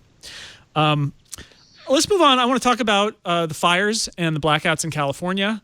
If you have followed Twit at all, you probably know about it. The county in which the Twit studios reside has been severely affected by both. Lots of blackouts, lots of fires. There is a tech angle here. A couple of things. First off, a good story that the New York Times ran about the interesting aspect of the California blackouts, and I felt this. I was prepared for a long blackout at my house. We did have one. We had a 3-day blackout. But what I wasn't prepared for is the fact that all the cell towers went down. And beforehand, the cell carrier said, no, we've got backups, we've got generators, we're going to wire this up, it's all going to be good. And I think something like 60% or 70% of the cell towers in my county went down for 3 days, along with the rest of the power. And there are a lot of challenges here when you've got wildfires spreading and your plan is to alert people via the cellular phone emergency alerts, but people don't have service. If you've got people who are expected to, my wife is a municipal employee and they were communicating via text about how to provide support for the city during the emergency. She didn't get the text for a day and a half because we didn't have service. And when we did have service, the service was so spotty that apparently the text just sort of queued up and didn't get sent out until a day later. And I think this is a really interesting angle because when we think about power outages, we think about, well, I'll just charge my phone and I'll have a backup battery and I'll be okay. And then you live through it and you realize that it doesn't, if the data's not there, it doesn't matter that you've got a cell phone in your hand that's perfectly charged because you can't, you could like crack a walnut with it, I suppose, but you can't do anything with it because the data is down. We all ended up at a local supermarket, which had the foresight to bring in an enormous generator and somehow had internet. I don't even know how, but they had Wi-Fi, and that was the only way that we got out to the world was walking a few times a day over to the supermarket and checking in. It's a good story. You guys are all not in a place that at least yet has been affected by major blackouts, but what do you think about this? The coupling of losing your internet with losing your power. It's a 1-2 punch, let me tell you. We had that before the cellular networks became popular. We had that infamous ice storm in the late 1990s that took out power for a week or two.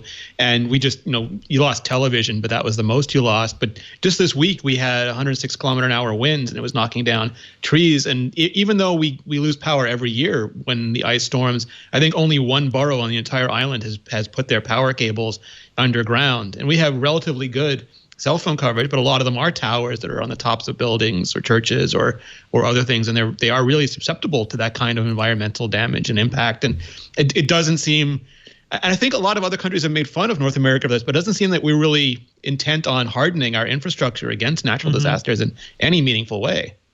Yeah, all these stories are a complete infrastructure failure, right? Like, I think that's the main thing. In New York, we had Hurricane Sandy, or I guess Superstorm Sandy, in 2012, and the city flooded. And honestly, a lot of things kept going. It was mainly like these subway systems. I do have to say, Jason, my heart goes out to you and everybody else in California. Like, this, reading about this stuff is terrifying, because it seems like you guys are on the front lines of like the critical infrastructure failure that the rest of the world is going to end up seeing. Power going out is one thing. Like, that alone is a tech angle. The fact that PG&E is such a terrible company that they couldn't properly do this. Like, this seems criminal. This seems absolutely insane. I don't think our current presidential administration has said much about the California fires. Like, a major coast is on fire here, and we're not hearing much about like what the government's going to do to fix this. It's a sad state of affairs. Like, the world is literally on fire. The people in charge aren't doing anything about it, and the people who are supposed to watch them don't really seem to care. So it is the worst scenario in all respects. I hope we figure out some sort of solutions here. It does sort of speak to our complacency, right? Like, especially in the U.S., where we tend to tout like, well, we're a developed nation and we spend, we have the most advanced technology, we have all the best stuff. And it's like, well, yeah, but we haven't, we got sort of comfortable sitting on our laurels thinking we've done a great job of building out all this stuff. And it turns out it's not very robust. And you could say the same thing about other infrastructure points like, bridges and roads and stuff like that too. But obviously from a tech angle, your power grid, your data network, all of that is really critical. And certainly, it's funny because we moved away from landlines, but obviously, like, that was the thing I remember as a kid when the power went out. Like, you lost power, but you could still make phone calls because your landline didn't depend on the power. Yeah, obviously, not a thing now. I had a brilliant thought because I have a UPS. I have two UPSs at home, which is great if your power flickers or not. You get this uninterruptible power supply. It's like a big power strip with a battery. You plug it into your computer. Your computer stays up at least long enough to save and shut down and copy your files wherever you need to copy them, that sort of thing. And I had these, and I was like, what I can do is I can take a Wi-Fi base station and my cable modem, pop them on the UPS, turn it on, and I can get back on the internet. Well, guess what? Comcast was out because whatever thing was providing internet also lost power, and they didn't have a backup. And this is, if I learned a lesson from this round of blackouts, it was that there's this whole secondary infrastructure that relies on the power infrastructure. And while, as this New York Times story said, they gave a lot of reassurances beforehand, these tenders of the secondary infrastructure, that they had a plan, they did not have a plan. And so the cell towers, they said, oh no, we've got generators. They didn't, or they didn't work, or they didn't have them for long enough for it to matter. And Comcast Internet is a good example. Like, they didn't have a backup, so even if you did have a battery backup for your cable modem, you couldn't get on the internet. And yes, if I had a landline, I wonder if my AT&T landline would have been active. I switched to a cable landline, so I didn't get that. But this is, I think, a lesson learned here. There is a larger satellite lesson. Satellite phones, everybody. Yeah, there's satellite phones. There's a larger lesson here about infrastructure and paying for infrastructure upgrades, and the fact that, by the way, the power shutdowns in California happened to prevent more fires because many of the largest fires were started by wind blowing on transmission lines or towers and sparking them, and the sparks then get blown into the trees, and then the wind whips that into an enormous forest fire. Of course, there are at least 2 and perhaps more major fires in Northern California this year who, despite the power shutoffs, were caused by PG&E, the power companies, towers still being active in some areas. So despite all the shutdowns, it still didn't solve the problem of the fires, although maybe there would have been many more had they kept the power on. It's a lesson to be learned, and I think if you're Verizon and T-Mobile and AT&T and Comcast, you have to look at this and say, oh, right, we can't count on the power company to do its job to let us serve our customers, and we need to do something else about it. Well, and a lot of it is just big corporations and big agencies kicking the can down the road. A lot of times they think, well, everything works fine right now. Why do we have to invest money in making sure that it works fine over the long term? And you can see this in a number of places, from utilities to public transit to other infrastructure stuff. People think everything being fine right now is an indication that it will continue to be fine. And the answer is no, that's not how it works. There's a crazy existential dilemma happening here because of all this, because it shows us, like, civilization as we know it could just like stop working very quickly if these critical bits of infrastructure just start failing. It seems like they could at any point at this point. Yeah, it was my confidence of having enough batteries to get me through a multi-day. It was like, yeah, great. And I did. And then the internet went out and we were, kind of wandering through streets that were completely empty and all the businesses were shut down and all the gas stations were closed and empty. And, the Whole Foods was working. Well, great. Okay, buy yourself some peanut butter. Amazon. That's great. But I did have that feeling with the failure of the secondary infrastructure. I started to feel a little bit of exactly what you said, Devindra, which is there, you strip away a couple layers of infrastructure and you start to get a sense for how thin the veneer of civilization really is. And the fact that there was absolutely nothing you could do about that, right? Like you can't control the cell phone towers. Like you can't control your ISP. You can have all the best, like you said, you can stock up on the batteries. You can have all your food and coolers or whatever, but you can't do anything about the rest of the infrastructure not doing their job. So, add to that the feeling of powerlessness when it's like, well, I did all the right things. I took all the correct steps to be prepared. This is no longer my problem, but it is influencing me somehow nonetheless. Yeah, and also, I thought about bugging out to San Francisco, which did have power. And we got on the freeway, and it was going to be bumper to bumper all the way into San Francisco because everybody else had the same idea. Yeah, same idea. And so we just got off and went back home. And like the end of every disaster movie, right? Like that point where everyone's just trying to escape. Basically, turn off the car, leave it on the road, in the middle of the road, just continue to walk like in every zombie Jason movie Momoa ever. In the redwoods.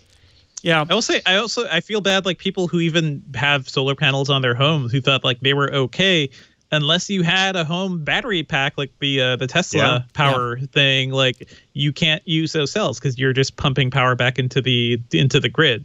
So it's like there's a whole other level going on here. Even people who thought they were prepared probably aren't as much as they thought. Dan and I have a friend. Yeah, I was about to say you're going to say our friend Lex has solar panels on his house during Sandy in New Jersey, and the power went out for more than a week. I think maybe it was like 10 days, 12 days. It was a while. And even though they had a solar panel, they didn't have the inverter, and they didn't have the cutoff, and they didn't have all the things that you need to route. So even in the daytime, they didn't have power, let alone a battery system. And that is, I called all the solar companies this week and said I would like solar panels and a battery because, I don't want to do that again. And I would like to be able to take that level of control over my my life, but of course it's not going to solve the other infrastructure issues, including the internet and, if I can get to a gas station or whatever else. It's just interesting times we live in, interesting times. I want to have a positive tech angle here too. A couple amazing tools in outer space that came into play during these events these last few weeks. The National Weather Service tweeted something from the GOES satellite. It's an infrared map of the big fire, the Kincaid fire, as it was in progress. It's an amazing, animated GIF of, yes, I said GIF, you heard me, of the infrared of the fire as it spread overnight. And you can see it. They used to have sort of fire spotters and towers and things like that, or flying planes over it. But now we have infrared cameras in space with incredibly high resolution. And if you're watching the video version of the show, the animation is pretty remarkable. You can see the spikes in temperature, and you can see the fire moving as it burns through areas into other areas. It's pretty crazy. And also the National Weather Service, and this is a sign of the times if ever there was one, is building a computer model that is a different kind of weather computer model. This is a smoke drift model for places affected by fires to see where the smoke will be so that they can predict when unhealthy air will hit various regions, because smoke plumes can travel over very long distances. And so they plug the smoke information and all of their atmospheric information into a weather model, but rather than trying to predict the weather, they're just trying to predict where the smoke will go and what the air quality is. And it's a work in progress. It's experimental right now, but I think it shows you that a year or two ago, when these fires really started to kick in, they said, you know what, we could do a better job of trying to predict when people need to stay inside. Sign of the times in October and November in California, for sure. We have a little more to talk about. We have some emoji business to get down to. But first, a lot of things happened throughout the Twit network this week, and we made a little movie to show you what went on. Previously on Twit. Friday night around 7:30 East Coast time, I started seeing people tweeting, Microsoft won the Jedi contract. They're part of their killer robots that we're going to inflict on our enemies. They're using Microsoft AI. Actually, they're using Cortana. And that's why it's going to be a win. This Week in Google. I got a dreaded email over the week. Your storage promotion will expire in 7 days. If you're never going to look at it anyway, just scroll through the most recent 2 months and then mass delete. Yeah. Just do it. You're going to just feel so free. That hurts. Mac Break Weekly. The new, as they're properly pluralized, the AirPods Pro. Those launch tomorrow. The biggest misstep was posting an image with the clear version, the transparent look for the things, because that's what I want. You can actually see wax being impacted in it as you use iOS Today. It's all about getting things done. Definitely Shortcuts is my number one app. Oh, look, Do is telling me to shave my neck. I'm a year overdue. Twit. Technology for your eyes and ear holes. Oh, man. That's good stuff. You got to check out iOS Today. Micah Sargent, our buddy, our pal, doing that. It's a great show. Like I said, emoji business to be resolved, very serious business. But first, we have time for one more message from Leo. Let me interrupt one more time. And then I'll let you get back to the show, but I got to tell you about Stamps.com. Holidays are coming, and you know this is amateur hour at the post office, right? Everybody goes to the post office and mail their packages and their Christmas cards, and you're trying to get business done. We have been using Stamps.com forever. I think since 2012. That's a long time, and I wouldn't dream of going to the post office. I just print our own postage, put labels on anything we have to mail, automatically print on the envelopes for brochures and things with Stamps.com. My computer, my printer, that's all I need. I really wonder sometimes who still goes to the post office. Well, it's the amateurs. It's people who only do mailing once a year. If you do mailing every day because of your business, you need Stamps.com. We've been using Stamps.com since 2012, and I've been telling you about it since 2012. I'm kind of wondering, are you using it? Why not? Stamps.com really brings the post office to you. No need to interrupt your workday to fight traffic to get to the post office, find parking. It's extra busy right now because of the holidays. Stamps.com is one of the most popular time-saving tools for small businesses, big businesses too. It eliminates those trips to the post office, but better than that, it even saves you money. You get discounts on Stamps.com on everything, including postage you just can't get at the post office. Plus, they fill in the forms for you automatically. They take the mailing address from your software. If you're an Etsy seller, an Amazon or eBay seller, it makes you look more professional. These beautiful printed labels. You can have your company logo on it. No matter what, whether you're a small office just sending out bills or an online seller shipping out products, even a warehouse sending thousands of products a day, Stamps.com can handle it all. Simply use your computer to print official U.S. postage 24/7 when you need it on demand for any letter, any package, any class of mail, anywhere you want to mail it. I love the Postal Service. It's a miracle. It's a miracle. It really is. And Stamps.com is the service you need to use it right. Because once your mail's ready, the mail carrier comes, picks it up, and boom, you're done. Or you can drop it in the mailbox. Actually, that's one thing I like about Stamps.com. Normally, if you have something more, I think, what is the limit? A pound? You can't put it in the mailbox. They have to make you bring it to the post office. Not with Stamps.com. No. Because of that, trademarked indicia on there. They look at it and they go, oh, yeah, we know who that is. That's fine. That's cool. With Stamps.com, you get 5 cents off every first-class stamp. Okay? Post office won't do that. 40% off priority mail. And you don't need a postage meter, which is a good thing. Well, I don't want to go into that. One of their competitors was bit by ransomware. A lot of people couldn't use the postage meters. Not Stamps.com. You can always use it 24/7. Stamps.com. It's a no-brainer. Saves you time. It saves you money. 700,000 small businesses use Stamps.com. I like to think that I'm responsible for at least a few of those. And certainly we do. We've used it for years. Don't spend a minute of your holiday season at the post office. Well, you can go and wave at your mail carrier, say hi to your postal clerk, maybe give him a little tip. I think that's a great idea. But you don't need to go there to do business. You sign up for Stamps.com instead. And when you use the promo code TWIT, you're going to get a special offer that is so good, they won't let me tell you what it is. I'll give you a hint. 4-week trial, a bunch of free postage, a digital scale that plugs in the USB, so you never have the wrong postage, and no long-term commitment, no contract. It is an amazing trial. Here's how you do it. You can find out the details when you go to Stamps.com. Click on the microphone at the top of the homepage and enter TWIT. That's Stamps.com and enter TWIT. Why go to the post office? Never go again. Just go to Stamps.com. Enter the offer code TWIT. Now, back to the show. All right, it's emoji season. Did you know? Did you know it's emoji season? We already have made it clear it's fire season, but it's also emoji season. That's what happens when the leaves fall, right? Like the emojis just leaf replace emojis them. are extruded and fire emojis are extinguished.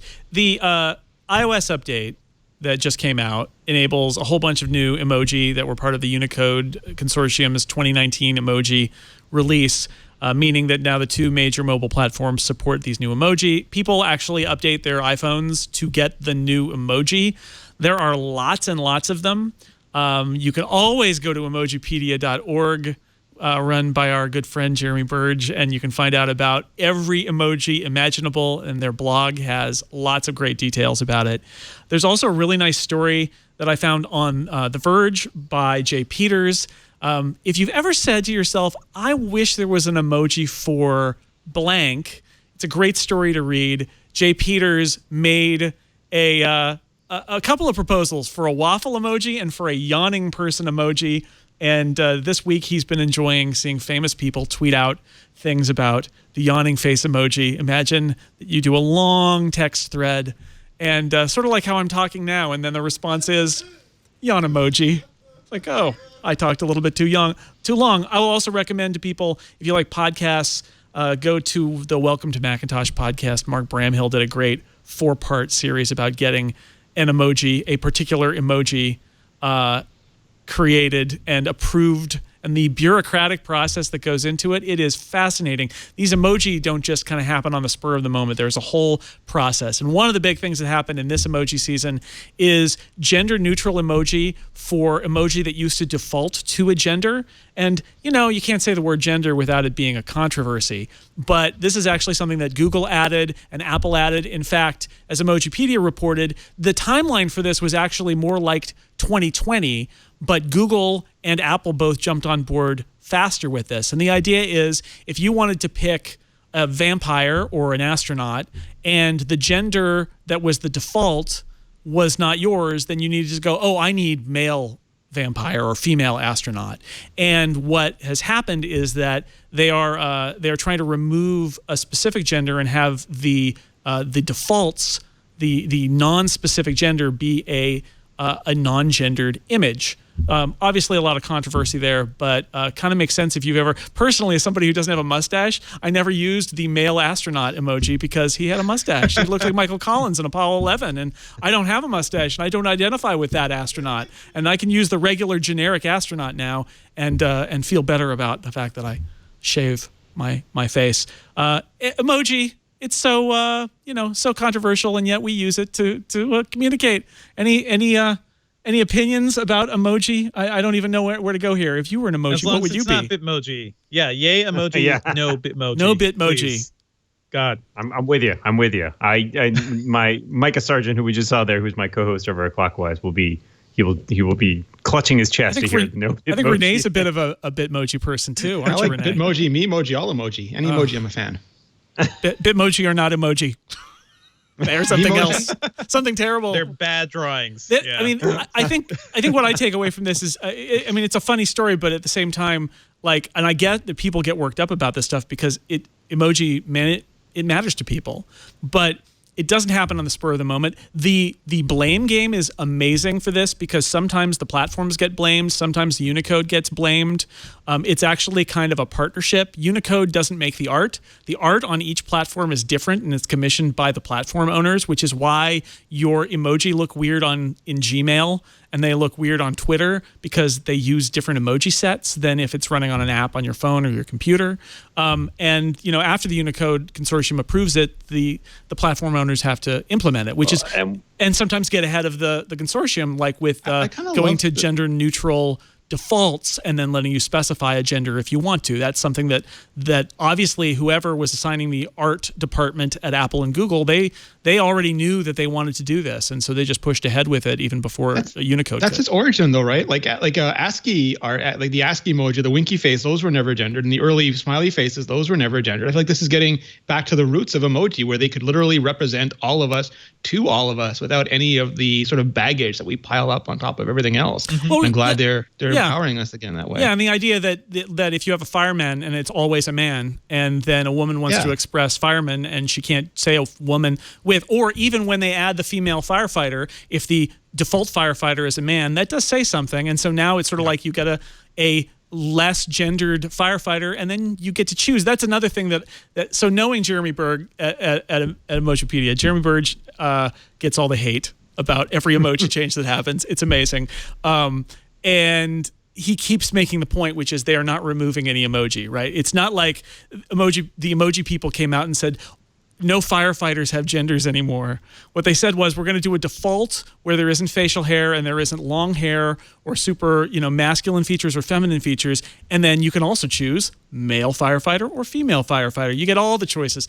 There are more choices than there were before. So, it's just trying to be more inclusive, and you can still represent yourself, but maybe other people who didn't feel represented are also represented now. That's a good thing. Yeah, it seems like a huge. I don't see any downside here personally. Like, it seems like a kind of choice. I agree with Renee's point that, like, we kind of started with very gender neutral stuff. Even most of the emoji that I use nowadays are some variety of the just yellow smiley face, and I always felt like it's pretty broad. It kind of reminds me of like Legos, like classic Legos, where it could just kind of be anything because it was just a smiley face. But like you said, people use it a lot and people have strong feelings about it. You cast your mind back a few years ago when Apple changed the gun to a water pistol, and there was a lot of arguments about that as well, because people felt very strongly about it, had opinions one direction or the other. And people, surprising everybody, people really like to argue about things. They just really like getting mad about things. I know that's news to a lot of people, but now I can tell you the most offensive thing that just happened, which is the waffle emoji as interpreted by Apple. It's a round waffle. Come on, Apple, what are you doing? What are you doing? Lego. Should be a triangle. Everybody Waffles knows are square. Waffles are square. I'm outraged. I cannot believe. I don't know. My waffle iron is round too, so I don't know. It's the ego. It's big ego. Wow. Exactly. Wow. I will say I really enjoy the cat face emojis. I want more animal face emojis. Those are always fun. Next, square pancakes. Yeah. That's right. Anyway, emoji are more complicated than you might think. Also, just to add it to the lineup, and I didn't even know this. Apparently, Facebook has it does not want you sending the eggplant or the peach emoji anymore. I did see that the other day. Yeah. It's only if they are used in a sexual manner. How do they know? Do they have some sophisticated machine learning that is determining how you're using the peach emoji? Ad? Is that okay, though? You cannot use the eggplant. You cannot use the peach. You can't use water drips in a sexual manner. Well, I love it. But how do they know? How do they know? Who is in charge of that? Whose job is that? Because that is. I would still just love to be able to long press the French fries and get poutine and tater tots. Just give me that.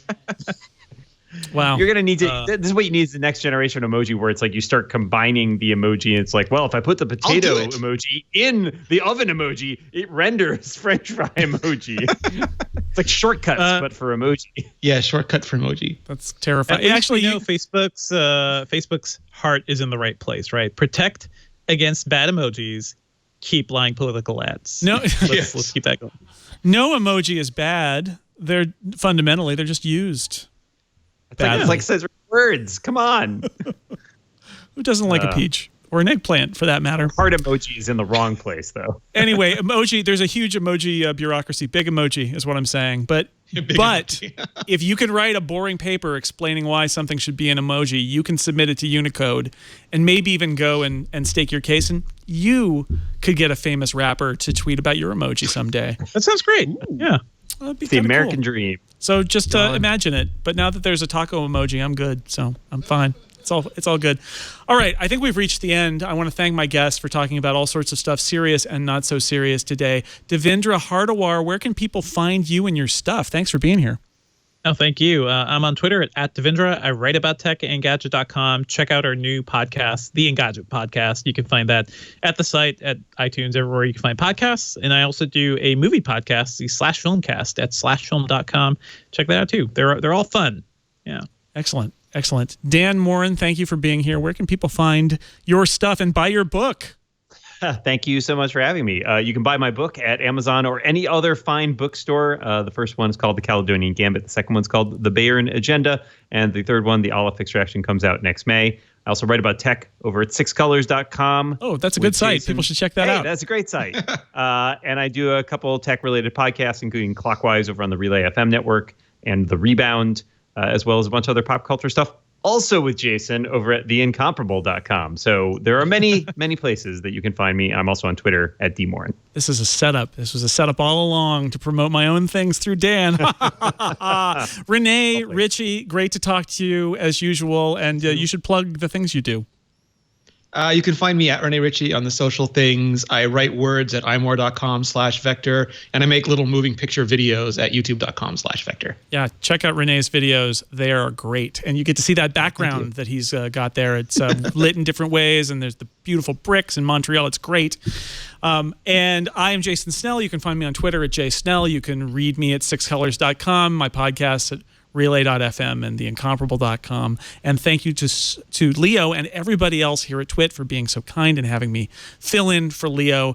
I believe there's another guest host next week, so tune in for them. It will be Alex Lindsay. We'll be back. Alex Lindsay in the house next week. So I'm sure that some expensive video hardware will be on the agenda because I know Alex. I know how he thinks.